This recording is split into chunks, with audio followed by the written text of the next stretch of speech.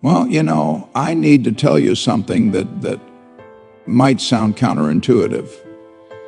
Most people spend their whole lives accumulating things, buying things, building up their stuff, and they think that's what wealth is, having more, owning more. But the funny thing is, as you approach retirement, one of the smartest things you can do is sell, get rid of things. Now, I'm not talking about your investments. I'm not saying sell your stocks or your retirement accounts.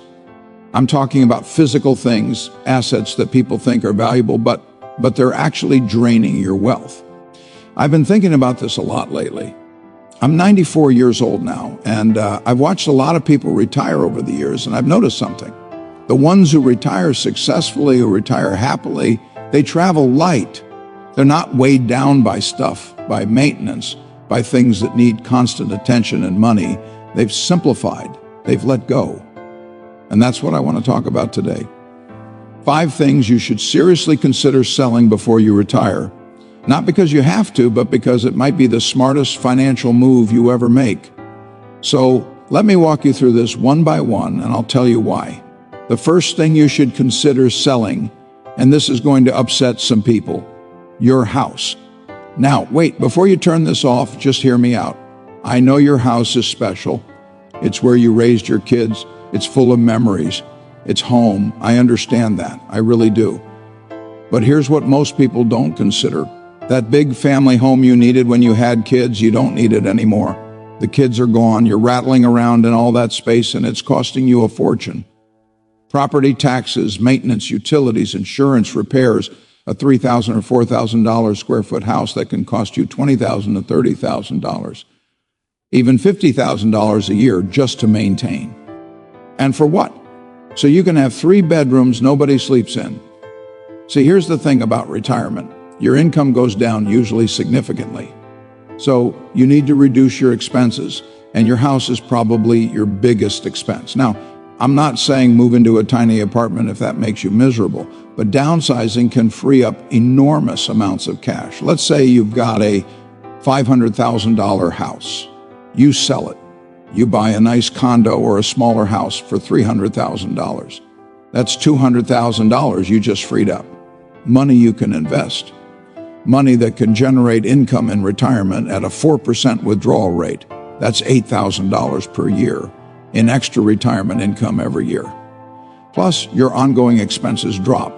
Smaller house means lower taxes, lower utilities, less maintenance. Maybe you save $10,000 or $15,000 a year just in housing costs. So between the freed up capital and the reduced expenses, downsizing your house could be worth $20,000 to $25,000 per year to your retirement. That's huge. That could be the difference between a comfortable retirement and a stressful one. Now, I know what you're thinking, but Warren, I need space for when the grandkids visit. Okay, they visit maybe a few times a year, right? A few weeks total. Is it worth spending $30,000 a year to maintain space for a few weeks of visits, or could you downsize, save that money, and use some of it to rent a bigger place when everyone visits, or help pay for the grandkids to visit you? When you do the math, it doesn't make sense to keep the big house. Now, I'm not saying everyone should sell. If you're emotionally attached and you can comfortably afford it, fine. But if money's tight, if you're worried about retirement income, selling that big house should be at the top of your list. The second thing you should consider selling, and this one's easier, your extra cars. How many cars do you really need in retirement? 1, maybe 2 if you're a couple, but I see retirees with 3, 4 cars. A sedan for daily driving, an SUV for trips, a sports car for fun, a truck for, just in case. And each one of those cars is costing you money. Insurance, registration, maintenance, depreciation. Even if the cars are paid off, they're not free. They're costing you several $1,000s a year. And here's the thing. In retirement, you're not commuting anymore. You're not driving as much. You don't need all those vehicles. So here's what I do. Keep 1 reliable car, maybe 2. If you both drive separately a lot, sell the rest. Take that money, could be $20,000, $30,000, $50,000, depending on what you're selling, and invest it. And use the money you save on insurance and maintenance.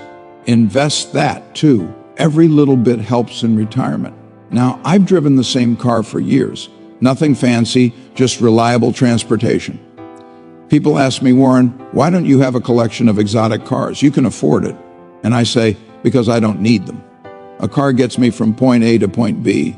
That's all it needs to do. Everything beyond that, it's just ego, it's status, it's wasted money. And in retirement, you can't afford to waste money on ego. The third thing to sell, and this one might surprise you, your vacation home. Now, I know the lake house, the ski cabin, the beach condo. It's been in the family for years. The kids love it. You have so many memories there. But here's what I want you to think about. How often do you actually use it? Be honest. Most people use their vacation home maybe 4 to 6 weeks a year, maybe less. And the rest of the time it's sitting empty, but you're still paying for it. Property taxes, insurance, utilities, maintenance, HOA fees, maybe. A vacation home can easily cost you $10,000 to $20,000 a year, sometimes more. So let's do the math. If you use it 6 weeks, KS a year, that's 42 days. You're paying $10,000 to $20,000 for 42 days of use. That's $240 to $480 per day. You could stay in a really nice hotel for that or rent a vacation home when you want one. And here's the other thing. That vacation home, it's probably worth a lot of money that's locked up, not working for you, not generating income. If you sold it, let's say it's worth $300,000, you could invest that money at 4%. That's $12,000 per year in investment income. More than enough to rent a vacation home for several weeks a year, anywhere you want. And you don't have to maintain it. You don't have to worry about it. You don't have to pay taxes on it. Plus, you have flexibility. One year you go to the beach, next year you go to the mountains, the year after maybe Europe. You're not stuck going to the same place every year just because you own property there. Now, I understand the emotional attachment. I really do. But in retirement, cash flow is king. And that vacation home, it's eating your cash flow. So consider selling, take the money, invest it, and rent when you want a vacation. You'll probably end up traveling more, not less. The fourth thing to sell, and this one's important, individual stocks that you're holding for emotional reasons. Now, I love stocks. I've made my fortune in stocks, but I'm talking about something specific here. A lot of people, they inherit stock or they worked for a company and accumulated stock in that company over the years, and they hold on to it, even though it might not be the best investment because it was dad's stock or because they feel loyal to their old employer. But here's the thing. In retirement, you can't afford to be sentimental with your investments. You need diversification. You need safety. You need income. And if you've got 30% or 40% of your portfolio in one single stock, that's risky, very risky. What if the tea company has problems? What if the industry changes? What if the stock crashes? You could lose a huge chunk of your retirement savings. I've seen this happen. People who work for Enron, WorldCom, Lehman Brothers, they had most of their net worth in their company stock. And when those companies failed, they lost everything. So here's what you do before you retire. Look at your portfolio. If you've got more than 5% or 10% in any single stock, sell some of it.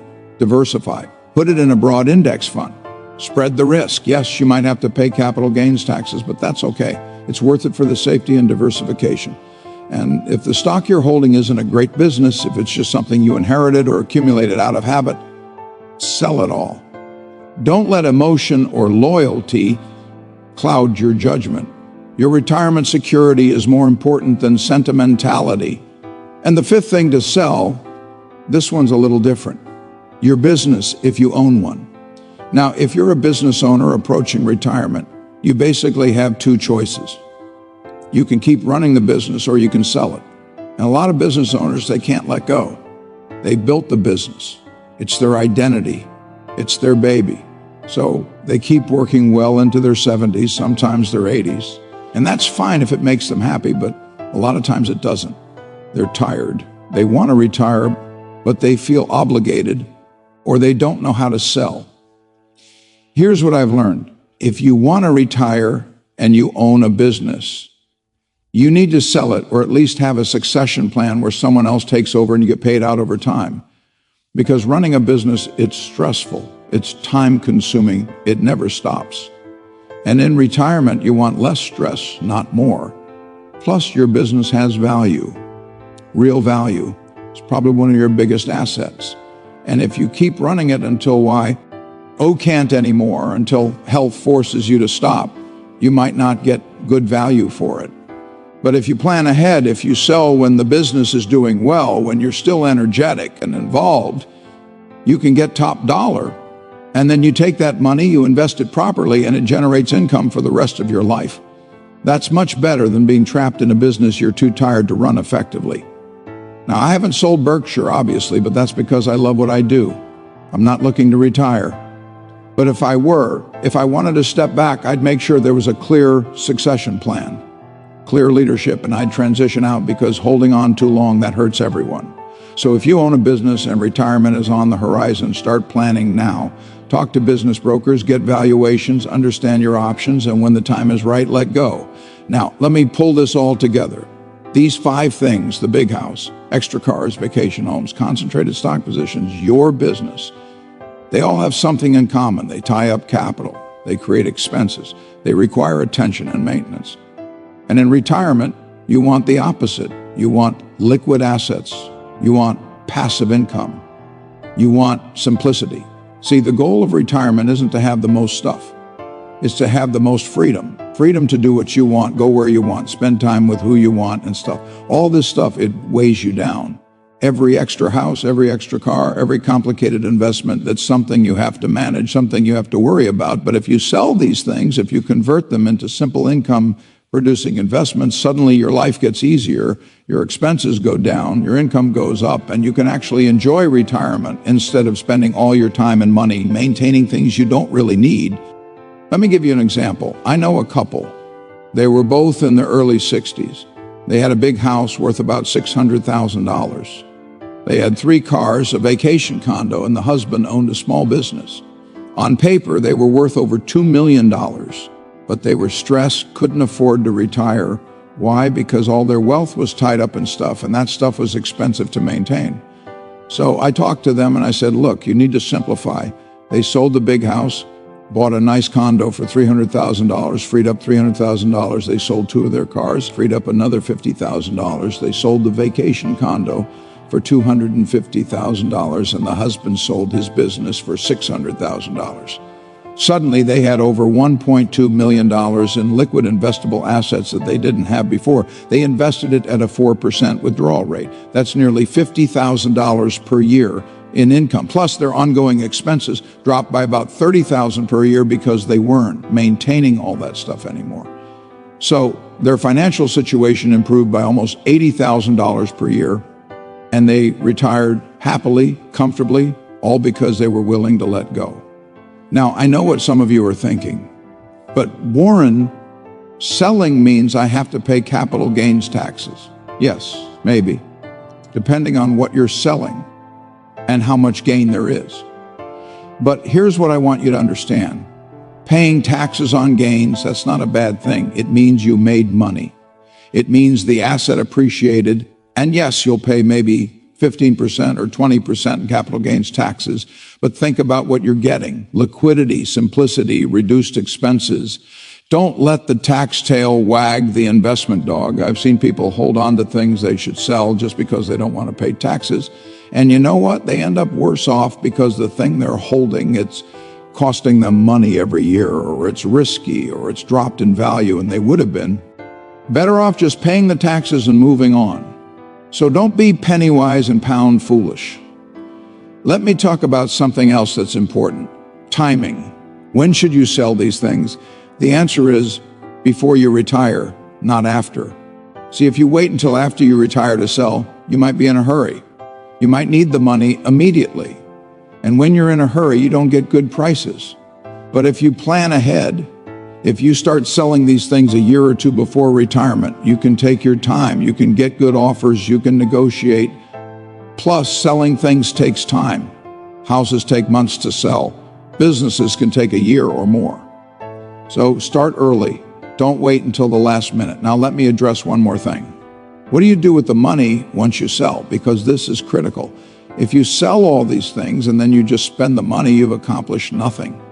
The goal is to convert stuff into income-producing assets. So when you sell your big house and downsize, That freed up capital goes into investments, index funds, dividend stocks, bonds, whatever your retirement portfolio strategy is. Same with the vacation home, the cars, the business, all of it. You're not selling to blow the money on a world cruise, though. Maybe a small cruise is fine, but most of that money, it needs to go to work for you, generating income, growing over time. That's how you turn stuff into freedom. Let me tell you something I've observed over the years. The happiest retirees, they're not the ones with the most stuff. They're the ones with the most flexibility, the most cash flow, the most freedom. They can pick up and travel for a month without worrying about who's watching the vacation house. They're not stressed about property taxes or maintenance costs. They're not tied down by obligations and possessions. They're light. They're free. And that's what retire them and should be. You spent 40 years accumulating. Now it's time to simplify. Sell the excess, convert it to income, and enjoy your freedom. Now, I'm not saying sell everything you own and live like a monk. I'm not saying you can't have nice things or enjoy your money, but be intentional. Be strategic. Ask yourself, does this thing add to my life or does it complicate my life? Does it bring me joy or is it just something I'm holding on to out of habit or obligation? And if it's the latter, sell it.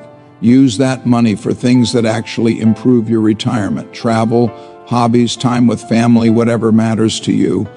Well, I think I've made my point. 5 things to sell before you retire. Your house, downsize. Your extra cars, keep 1 or 2, sell the rest. Your vacation home, convert it to liquid assets. Concentrated stock positions, diversify. Your business, sell or transition out. These moves, they could free up hundreds of thousands of dollars, maybe more. Money that can be invested, money that can generate income, money that can make your retirement comfortable instead of stressful. And beyond the money, you'll simplify your life, less to maintain, less to worry about, more freedom. That's the real wealth in retirement, not how much you have, but how free you are. You know, I've been fortunate in my life. I've accumulated a lot of wealth, but I've never let it weigh me down. I've never let possessions complicate my life. I live simply. Same house since 1958. Nothing fancy, nothing complicated. And that simplicity, it's given me freedom. Freedom to focus on what I love, what matters. That's what I want for you in retirement too. So don't be afraid to let go. Don't hold on to things just because you've always had them. Be willing to sell, to simplify, to lighten your load. Your retirement self will thank you. Well, thank you for listening today. I hope this gives you something to think about, something to plan for, because these decisions, they can make a huge difference in your retirement. The difference between comfortable and stressed, between freedom and burden. So start thinking now, make a plan, and when the time comes, be willing to let go. It's not about having less, it's about having what matters. And in retirement, what matters most is freedom. Good luck out there. And remember, the best things in retirement aren't things at all. They're experiences, relationships, time. Sell the stuff. Keep what matters. Thank you.